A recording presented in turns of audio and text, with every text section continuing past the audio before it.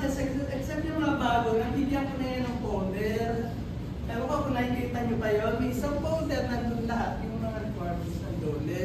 Para in case na dumating sila, isang bulutan na, buong folder na ng DOLE, nandun lahat kayo.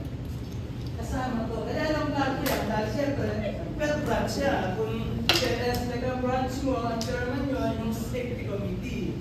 Ay, safety officer, nakaraniwang naming branch manager. Secretary, sino man yung next in line? First aider, members, kitchen, dining, sa cashier, AA. Meron dapat eh. Anyway, magkakaroon kasi tayo ng hierarchy seminar sa tuturuan namin lahat ng managers kung paano gumawa para hindi na sila mahirapan at para tulong-tulong.